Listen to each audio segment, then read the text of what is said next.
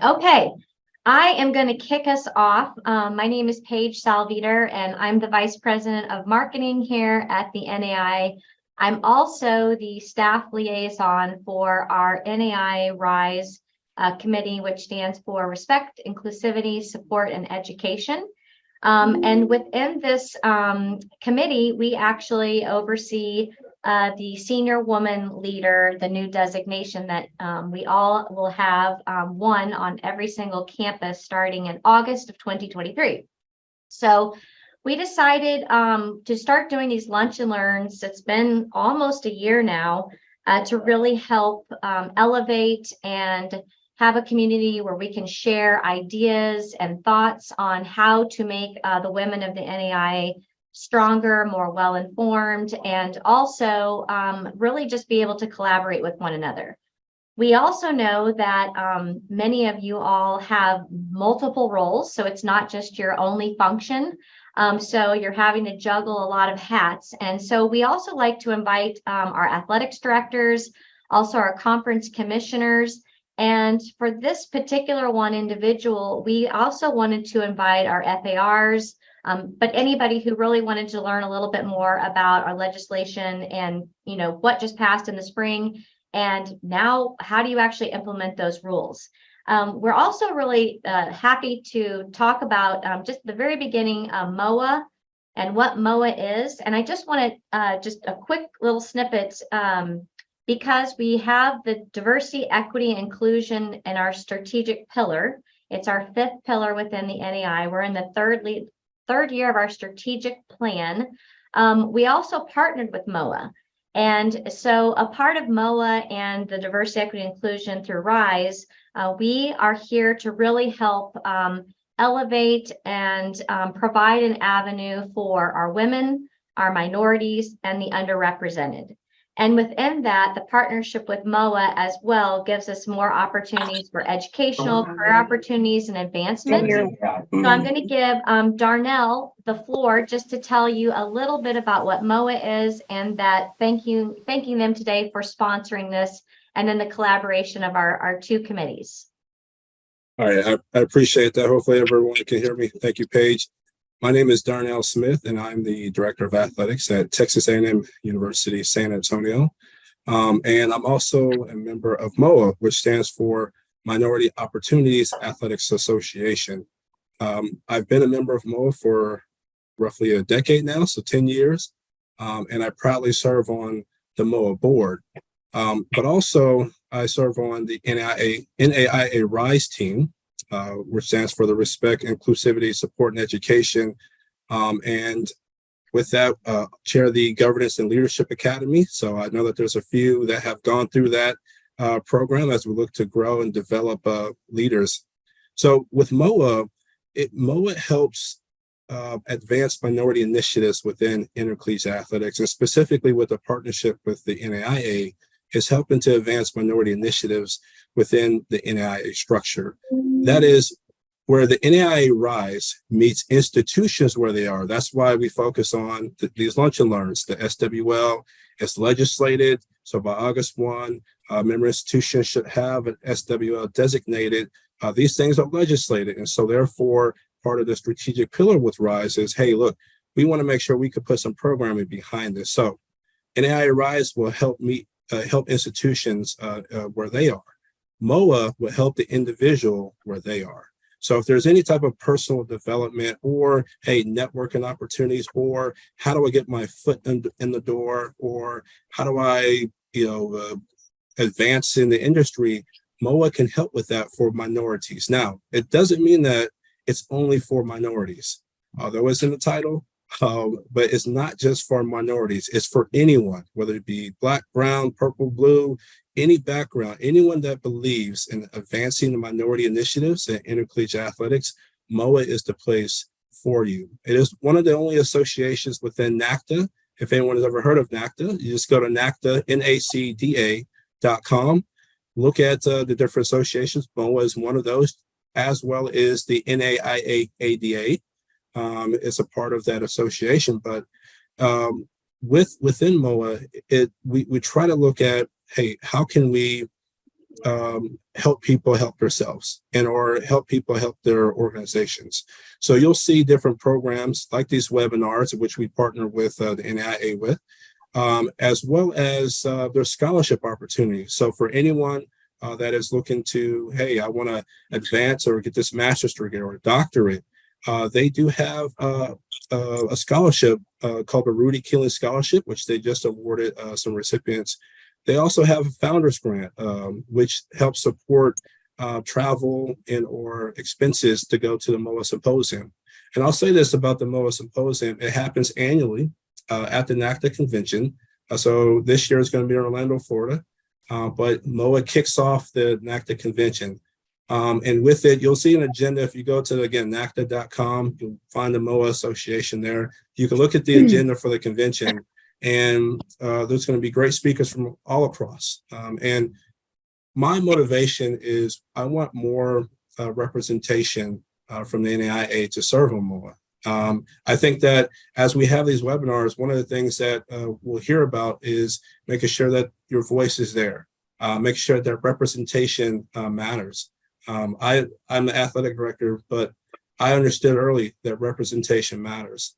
I support women in athletics. That is one of the reasons why I became an athletic director.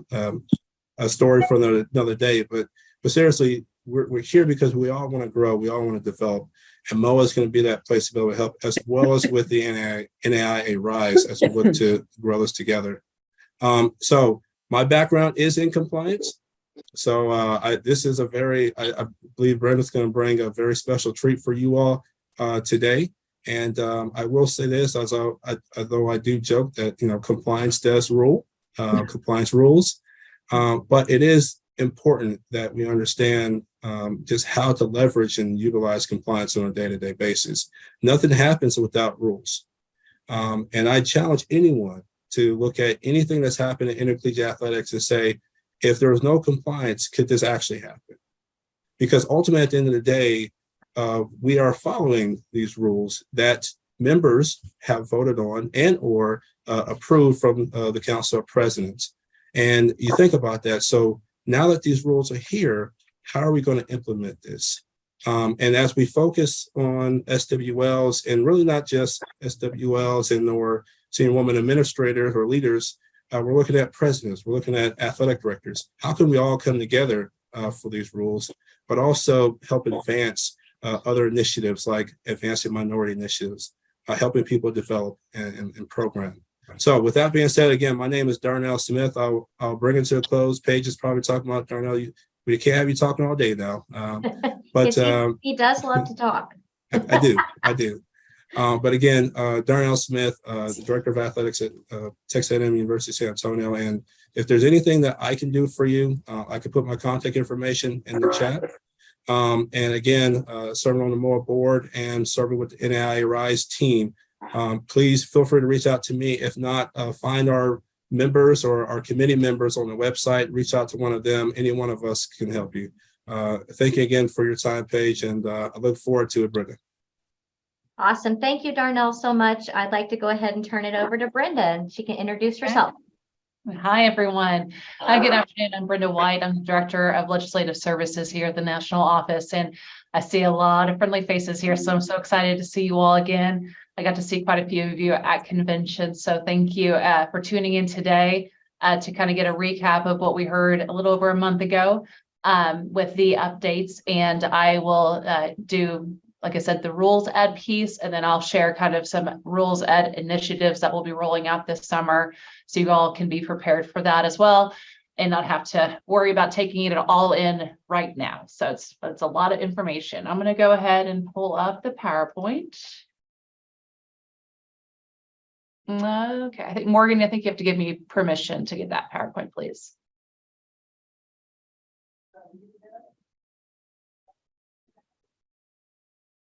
As we're waiting for that to be pulled up, we do keep all of these recordings, as I mentioned, on the naia.org/rise page, and there is a very special section for senior woman leaders. So it will be on there, and then we also post it back on the Facebook page. So if you ever can't attend one of these, we try and always make sure that there's the recording and then the PowerPoint, so you can grab any nuggets off of that. Awesome. And also Morgan is going to be monitoring our chat box. So feel free to shoot Morgan a quick question as we're going through this. And I'm happy to answer questions on here, or hopefully you all know how to find me. If not, we'll definitely put the Legislative Services hotline information in the chat box as well. So, okay, thanks, Morgan. I'll go ahead and share. Okay, somebody let me know you can see the screen okay? Yes. Awesome. Thank you, guys. All right.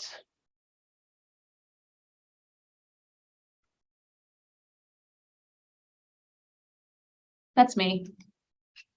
Okay, convention legislation that has passed. Now what? Okay, for the first piece, we'll talk about the a few of the rules that stemmed from the penalty rules task force. And the big highlights from these are the coach now is going to be held more accountable. They have always been held accountable for the certification process as one of the 4 signers. But if we now see if a certificate has been submitted late and it's considered an administrative error, so that is for the full team certificate, if the certificate is submitted after the first contest, and this also includes scrimmages, if it's submitted within 5 days of that first contest, it's considered an administrative error. Or the separate addendums, if a student is left off of an addendum who was otherwise eligible when they competed, but the certificate is submitted late, or the student was not included on the original certificate, the coach will be withheld from the contest. So what this looks like is the coach will be withheld from the next regular scheduled contest at the time that the violation has occurred. So then the administrative error is essentially a violation. If the institution submits their certificate and they see, a signature was left off, and so the certificate was submitted late, if they want to, they can immediately advise the coach to be withheld from the next regular scheduled contest. But if they want to wait, we will also still go through the process of issuing an administrative error letter from the National Eligibility Committee. So that is really the trigger per the bylaws that says by the time you receive the letter from the National Eligibility Committee acknowledging that this is an administrative error, at that point in time, the coach must be withheld for the next scheduled contest. So you can kind of get ahead of it if you catch that the certificate has been submitted late, or you hear from the eligibility chair that they've received their certificate, but it was submitted late, it's an administrative error. That way the coach can get the 1 game suspension out of the way. It is a 1 game suspension as well. So, and this will also occur if there's other violations that have been found of a student athlete competing while ineligible. A coach might be subject to being withheld from the next contest. And really, we're just trying to hit home that coaches need to have a little bit of an extra eye on the eligibility certificate process and the student athletes that are being certified to compete. And they're the last stand there before a student athlete gets on the field. So they should be the ones that really understand that all the eligibility processes leading up to it have been met. The next piece are kind of solidifying a process that's already been in place, and that is a 1-for-1. So previously, when a student athlete competed while ineligible, many times the National Eligibility Committee would write that the student must be withheld 2 contests for every 1 contest the student competed while ineligible. So we often call that the 2-for-1 piece. This will now be more solidified into the bylaws as a 1-for-1. So student athlete will be withheld for 1 contest for every contest they competed while ineligible. So those are the key takeaways for that piece. Okay, next, the purpose of the bylaw amendment specific to coach withholding. Like I said, it was the concern from the membership that coaches needed to be more involved in the eligibility certificate process. And coaches should know by the time that the game starts when their certificate has been approved and the students that are stepping foot on the field are actually eligible. So I don't want to come down on this to say coaches are not involved or they're very complacent in the process. We know that there's a lot of coaches that are heavily involved in the certificate process. But it's really, again, hitting home that they are the last stand before any action happens on the field. And so they need to be aware a little bit more of the certificate process in place and know that all signatures have been gathered and the students are eligible to compete. So throughout this presentation, since it's hard for us to have kind of a communication here together as a discussion, I want to provide some questions for you all to jot down and think about and bring it back to your internal staff to discuss as you're preparing for updates on these rules and updates on certificate process for the fall term. So questions for your staff is, really identifying who's part of your certificate team, who is the ECP user for our purposes, who's gathering all the information, who's primary communicator amongst your certificate group to ensure the timely submission. Make sure you're working with your registrars and your FAR, athletics director and coach. Are you all coming into one room to certify? Is somebody kicking off the process? Start to think about maybe solidifying what this looks like. So it's the same thing for every team certificate moving forward, and that you have a nice kind of documented process internally. And does your institution have a system in place to ensure that all signers have signed before the first competition? Again, maybe coming back to a primary communicator amongst your group to keep an eye on the ECP system to make sure that all signatures have been signed. And if one signature has been left off, that maybe that one person's keeping an eye on it and they can reach out to make sure that they've received the email to sign, or they can jump into the actual ECP system and sign the certificate. So some things to start thinking about, best practices to incorporate in your own institution, or I'd also encourage you to reach out to your eligibility chair or some other veterans of our group to ask them what their best practices are as they're preparing for certifying. Okay, before we get into recruiting, Morgan, any questions from the group? Nope, not yet. Okay. All right, the big recruiting changes now. We have starting May 16th, and the question is why maybe May 16th, and that is our first official day of summer. May 16th through the July 31st is our summer period. So now we are starting off May 16th is going to be the new era of our recruiting rules. And at this time now, the coaches can directly contact non-NAIA athletes. This can be NCAA athletes that are in the portal or not in the portal.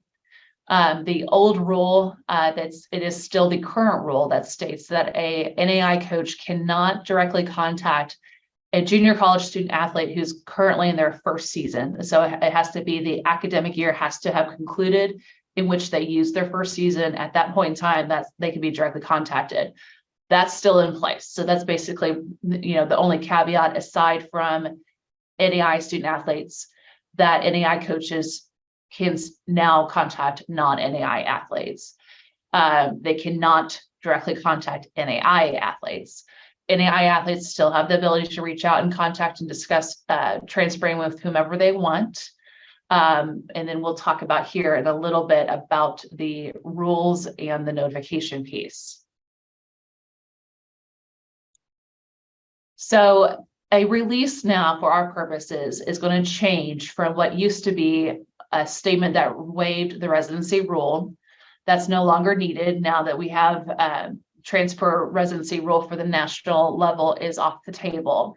A release now says that if a student athlete reaches out, an NAIA student athlete reaches out to an NAIA coach and wishes to communicate about transferring, the 10-day notification period is no longer required if the student has a signed release from their current athletics director. Has to be the athletics director, can't be a coach, can't be somebody from the campus, has to be athletics director, waiving the basically the 10-day notification, saying that we understand the student is reaching out and will allow for the communication to occur.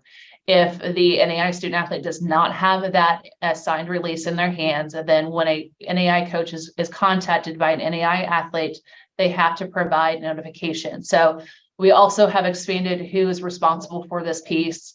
And that is if an NAIA student athlete reaches out to an NAIA coach about transferring and the 10-day notification is required, then the athletics director, faculty athletic representative, the senior women's leader, and a compliance administrator. Those 4 individuals or people from your athletic department can provide notification back to the original institution.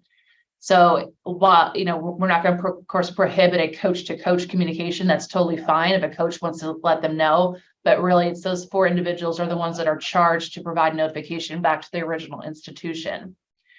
And so we've been asked also, Legislative Services has been asked to kind of provide maybe a draft outline of what a release can look like. We've also gotten this quite a bit for other like tracers and things. So we're going to work on that this summer and put that on our forms page for schools to utilize a kind of a blanket release and what that looks like.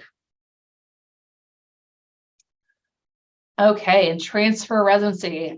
So like I said, for the national standard, the 16-week residency period is no longer required. But if a conference does have an interconference requirement, we will uphold that. And we cannot basically provide any exceptions to that. If student athletes have concerns about conference transfer requirements, we always point them back to the conference to discuss that or with their athletics director. And there are some residency requirements still in place for students who have been dismissed or expelled previously from their previous institution. Those residency requirements are still in place. So that's with the recruiting and transferring. Any questions with that? I did see a question come through. Did you see it, Morgan?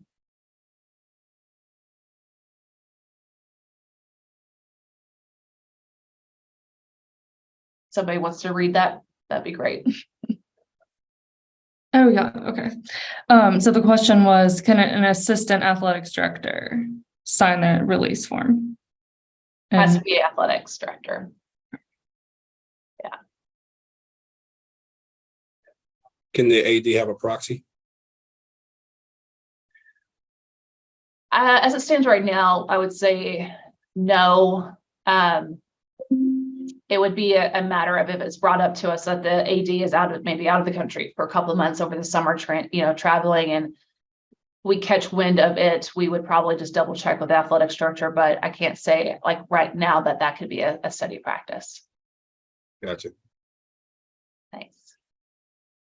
Awesome. I think Morgan has gotten that one. All right. Moving on to the next one. Okay. Declaration of intent. So in order to uphold your DOI requirements, now a team must compete in the minimum number of contests to qualify for postseason as stated in NAC policy. So this is written in the NAC policy for, I believe, most teams. I don't think all athletic sports have a actual minimum. I could be corrected if I'm wrong here, but that gets a little bit outside my wheelhouse. I have a touch of information with NAC policy, but so the 2 pieces now for your declaration of intent. If you do declare to compete, your team is going to compete in postseason, and NAIA postseason, they must uphold that declaration unless you wish to make a change, but it has to be a month prior, before the month leading into your postseason competition. So prior to that month window of leading into postseason competition, you can make changes to your DOI commitment. But when that month hits leading into your postseason, then you're locked into your declaration of intent. And so with that, the team is also committing to competing in the minimum number of contests. If you're unable to do this, then it will result in a violation of your DOI, and that sport team will be subject to being suspended for postseason the following year. Any questions with that? Brenda, I want to quickly mention there are some people in the waiting room, and you can just let them in if you press participants and then admit all.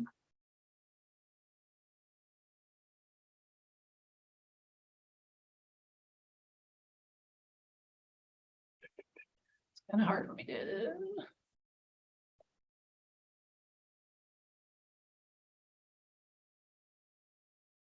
Yeah, thank you. It looks like we can only have one host.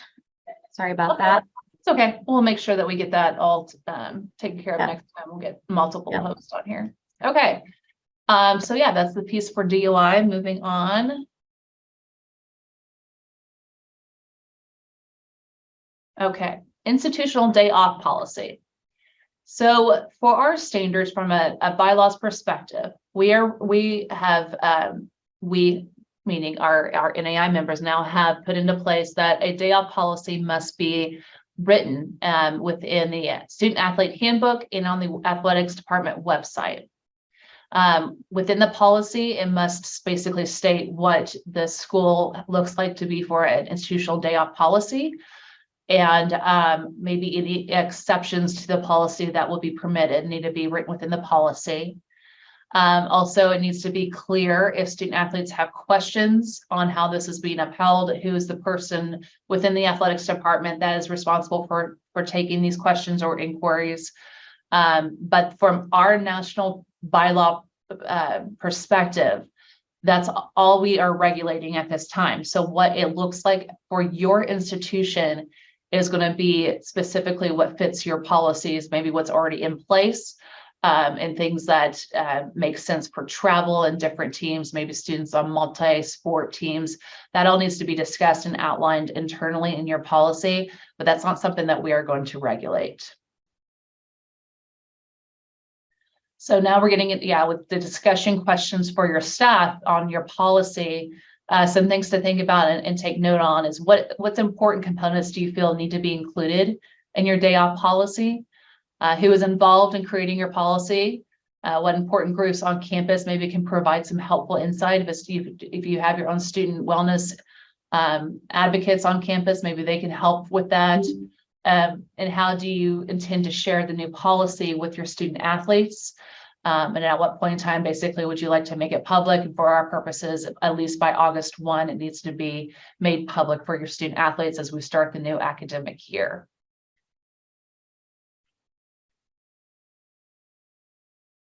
Okay, now we're getting into another big one here.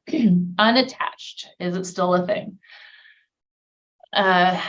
Unattached competition for indoor track and field, outdoor track and field and wrestling.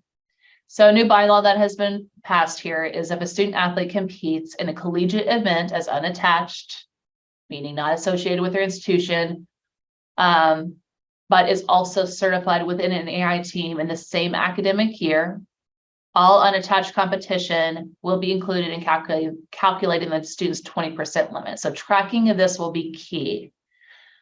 We actually met with our National Constitution and Bylaws Committee on Monday because there's going to be a lot of caveats and things that come with this new bylaw amendment, specifically for student athletes who might be transferring mid-year, who have just competed in collegiate events on their own. How does that carry over to the next institution? What about eligibility center determinations? If the student had an EC decision or not, does that carry over? So there's a lot of information that we're working on. It's going to be, and I'll share this in a little bit anyway, but we'll have a lot more information for each bylaw proposal. But with this, it's going to be, basically a PDF outline and a separate PowerPoint presentation to look through. But just keep an eye on this for now. Think about this. Tracking for the 20% limit is always, I know, probably a little burdensome for some to make sure that they're getting all of the student athletes that are on a roster to see if they competed in more than 20% last year. But now that going forward into these specific sports, any collegiate event, it's going to be important to track on that as well. Brenda, could you look at the waiting room again? I just got an email from one more. Sorry about that. You're good.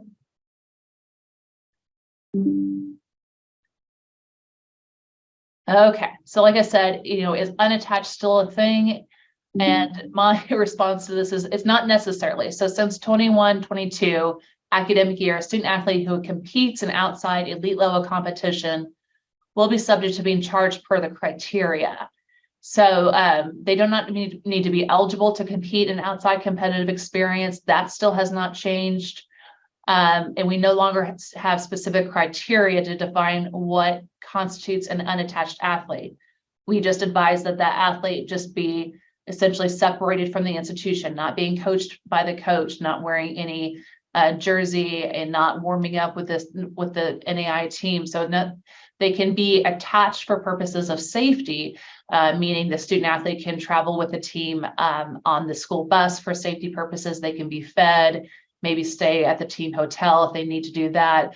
That's all safety purposes that we're fine with. It's just at the time of competition, the student athlete needs to be separate if they wish to be in this unattached category. And again, that does start to blur the lines for these specific sports of indoor track and field, outdoor track and field, and wrestling, what that looks like once they are certified with their institution. Any immediate questions with that? And when you say can't be coached, just for clarification, that's any member of the coaching staff. So whether it be volunteer or anyone in a coaching capacity, is that correct? That's correct. Yep. Thanks, Darnell.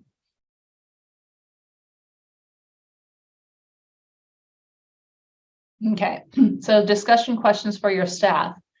How do you plan on keeping track of student athletes who do not compete more than 20% of the intercollegiate season? Now that we've had about a year or two of this, have there been any best practices you guys have found? Of course, communication with the coaches are key. So when a coach says a student athlete has competed unattached, what questions do you typically ask to ensure eligibility? And does your staff have a communication plan in place for student athletes who compete in outside competition and how this might affect their eligibility? So anything that happens here over the summer now could kick off an in-progress season if it meets elite level competition. And what tracking mechanisms will you use to account for the number of OCE competitions for these specific sports? So hopefully really start hammering the communication is going to be key amongst your staff, and understanding the student athletes. Maybe there is a plan in place for student athletes who wish to compete in outside competition. We always think of wrestling in this case. So if you have an idea of those student athletes now, as they move into the academic year, that will be good to keep an eye on the student athletes. Any questions? Okay. Post-baccalaureate students. So transfer students are now no longer held to pursuing a graduate degree of transferring after completing their bachelor's. And more avenues for student athletes to choose their program after completing their bachelor's degrees. So we now will have a full section, I should say, that defines what a post-baccalaureate student athlete is. And it's going to provide some basically great opportunities. So a student athlete who finishes their degree at one institution, wishes to transfer to another institution, but maybe has no intent on going to their master's program, but wants to pursue another undergraduate degree, they can do so at this time. Those student athletes are going to be held to your basic continuing eligibility requirements, no matter what, the 24-36-hour rule. All post-bac students now have the accumulated progress rule part basically waived, because we're acknowledging you have earned your baccalaureate degree, you have hit the requirements for the progress rule accumulation credit. So moving forward, that's really not going to matter for students in these categories. But students for going into a second undergrad degree will have the 24-36-hour rule, and the GPA requirement will be required across the board as well. Looks like we have a question. So do they have to be transfer students, and can they pursue a second BA at the same institution? That's certainly correct. At all times, they can pursue another bachelor's degree at the institution. It has to be at a minimum a bachelor's degree at your institution, and associate's degrees do not count for that. We get that question quite a bit. So they have to be at all times pursuing a bachelor's degree of some sort.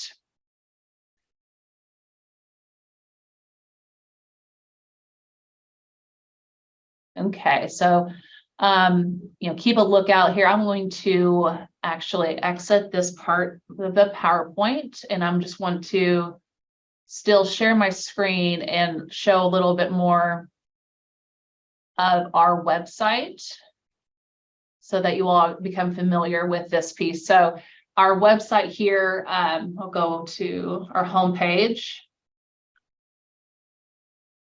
And first up, we have our official policy handbook. Edits to this are always released August 1st of every academic year. So expect the new official policy handbook updates for this next coming year to be presented by August 1, 2023.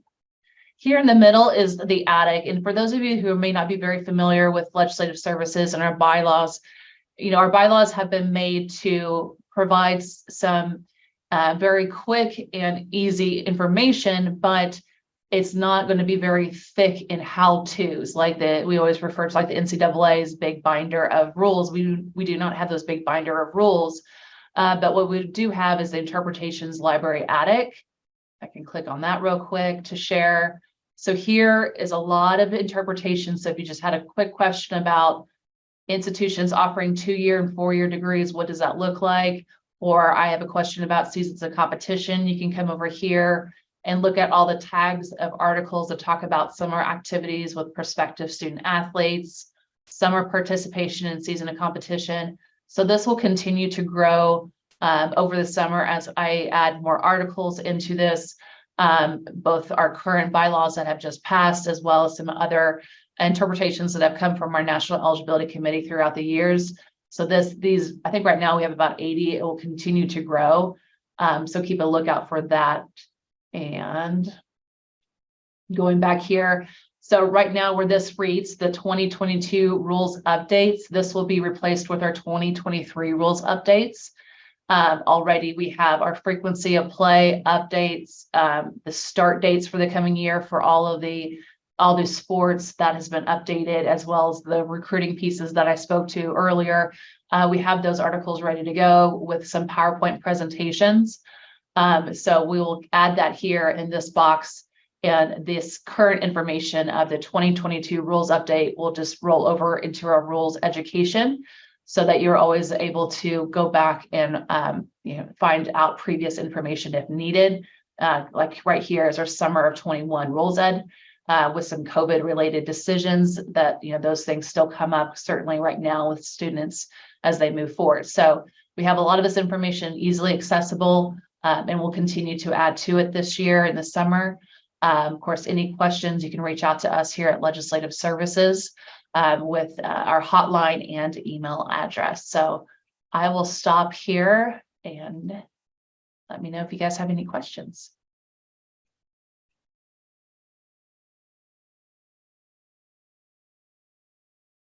Brenda, not necessarily, or should I say, Dr. White, not necessarily a question, but if you could you speak to a little bit about how the student athletes felt when it came to that day off, kind of what they were thinking, the road it took in order to get there, and just anything from those discussions that would be worth sharing to the group. That's a great question, Darnell. And I don't know if Chesney, I see your face on here. I don't know if you are free to talk, or any others that might be involved. I think I saw some others that might be involved with our national CSA. Our liaison is Sarah Eckinger, and she's not here. She's at the lacrosse national championship today, and she has a lot more of the basically the direct pulse of working with those student athletes. So I didn't get a chance to hear, but I just know I think overall it was just a relief for our institutions to know that that's going to be an expectation for our student athletes. I think it's a long time coming, and for the most part, our membership has already done a really good job of starting this process internally on their campuses or even within their conferences. I know, Chesney, is there anything to add to that piece? Sorry about that. No, you're okay. And Darnell, could you repeat the first part of your question? I missed the first part. Yeah, absolutely. So I was referring back to the day off legislation. I know that it's been a journey for student athletes in order to get to that point now that it's been adopted. Just wanted to share any insights from the student athletes perspective and how they feel now that this legislation has been adopted. Thank you for that, by the way, Darnell. I don't have a ton to add to what Brenda already shared. I think they feel supported. I think they feel relieved, because at least for some of them who've been around a little bit longer, they know that this has been a journey. But I think the key is that they feel like Number one, supported just in the process this year about the membership hearing them during the course of the convention and as those discussions played out during the convention. And then also supported as they go back to their campuses and knowing that even for those students who say things are going great on my campus, we have a campus policy in place already, or I have super supportive coaches and I know others on my campus do too. Regardless of what their situation is, they say it's really nice to know that we have a safety net. We have some sort of standards and expectations in place. If something were to go wrong, we feel like we have some support there. We know that we can reach out, that there is clarity around what the expectation is. So that's not very specific answer, Darnell, but I think the overall sense was just sort of feeling supported by the membership and the association, as well as the individual administrators, and feeling good about kind of going back to campus that way. Absolutely. Thank you. Yeah. Hey, good afternoon. It's Kevin. Going back to the kind of saying on the day off area that Darnell was talking about, was there anything that discussed when we discussed you can't coach, there are certain things that can't be done? Was there anything that was discussed as far as medical treatment at a meet? Yeah, so that's kind of where we wanted to allow for our institutions to define that for themselves and what makes it what's more appropriate for them. So we did not go that far to legislate that. And within the bylaws, there was, for those of you that have been around a few years, there was an attempt to really regulate this a few years ago, and it got into the weeds of what was considered to be permissible activities on a day off and what was not. And then our membership is just so diverse that it was very hard to come to an even playing field for everyone to say that, certain things like watching film or getting treatment or doing kind of warm-ups, that kind of thing, what is okay on a day off and what is not. So that's where this policy now has come forward to say, really it's up for your institution to define it and make it clear for student athletes, and hopefully student athletes can have proper feedback on that. Gotcha. Appreciate it. Second question, going to men's track, women's track, wrestling, for any of those that compete unattached, from a medical standpoint, was that anything that was brought up in conversation of saying, obviously, payment for a student athlete to attend a meet, that's impermissible. Receiving coaching, that's impermissible. But was there anything from a medical standpoint to say, hey, this isn't permitted, or would that also be something that would be defined up to the institution? Because one of the things where I look at the kind of the separation is legislatively, they're permitted to be on the road, be transported by the institution, but when they're at the site, that separation kicks in. So would that be the same thing for medical, or is that something that would also be left to the institution? I would say it's safe to say medical treatment can certainly be provided under that student athlete wellness piece, that we want to make sure student athletes are well taken care of, and they're not having to, like you said, Kevin, not drive themselves. They don't have to worry about feeding themselves if they don't want to, and staying with the team. So certainly getting medical treatment from an identified staff member, even assistant coach. If, of course, we're not going to always have trainers travel with different teams. So if an assistant coach sees a student athlete get hurt, they can be there, provide treatment, get everything they need. It really just comes down to that athletic performance piece and making sure the student athlete is separate from that institution. Appreciate it. Thank you. We have a question here in the chat box from Haley. She says, for the institutional day off, is it considered an expectation for the university to not schedule any makeup games on that designated day, say from rainouts, or would it be considered an exception? And really that does come back to making it clear within your policy what that looks like. If there's going to be times that you're going to have to reschedule certain games due to cancellations and weather. So it would be good for the policy to state what that looks like if the day off is going to be moved or changed. But that's going to be up for the institution to define what that looks like.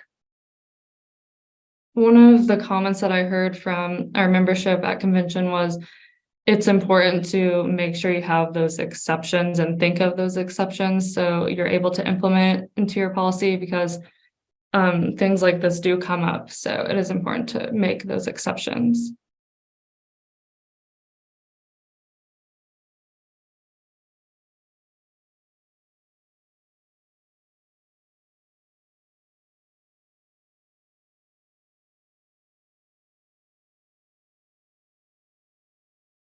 Okay, if no further questions, again, I'm Brenda White, and Morgan El-Attrache is my colleague here in Legislative Services. We can be reached on our hotline, 816-595-8304. We'll get you either through to the Eligibility Center or to us. I know a lot of you guys know how to find me.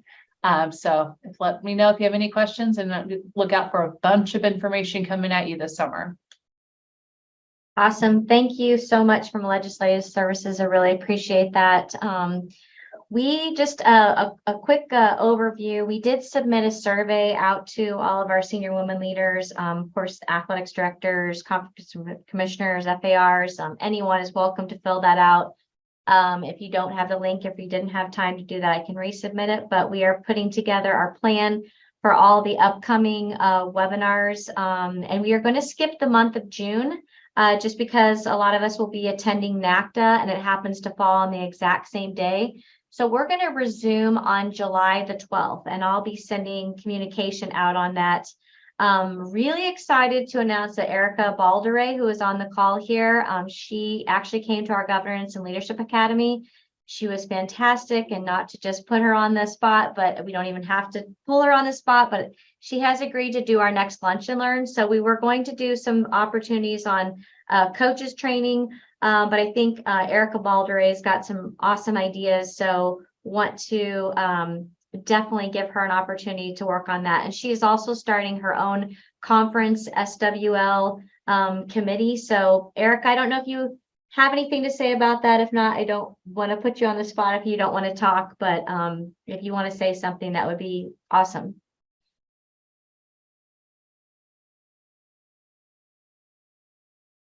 And she might Sure. have. Okay, you're there. Sorry. Hi, everyone. No, hi everyone. It's so good to see everyone. Many people from the Governance Academy too. It's fantastic. No, just very excited and for the opportunity. I know we've had a Senior Woman Leader Council for this past year within our conference, and we've been connecting monthly. So we'll probably be talking about that and just giving an overview of what the council consists of and some of the work that we've been doing and are looking to do moving forward. So I'm going to connect with them before we have anything defined for what we'll present, because I want everyone on the council to have input. But we will be doing that, as well as maybe discussing, we're toying with a retreat right now for our senior women leaders. So we'll maybe be able to give an overview of that as well. So looking forward to it and can't wait to connect with you all in July.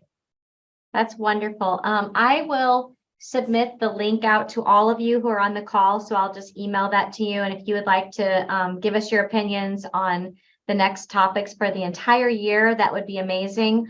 All these resources are on NAIA.org/rise, and there's a section on Senior Woman Leader. We will put this recording on there. We will put the PowerPoint on there.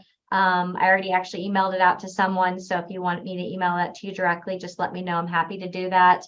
But again, very open to ideas that you all have.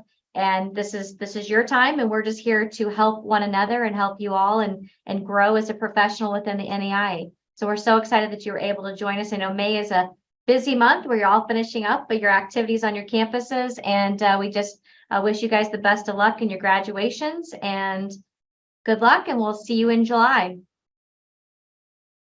Thanks, everyone.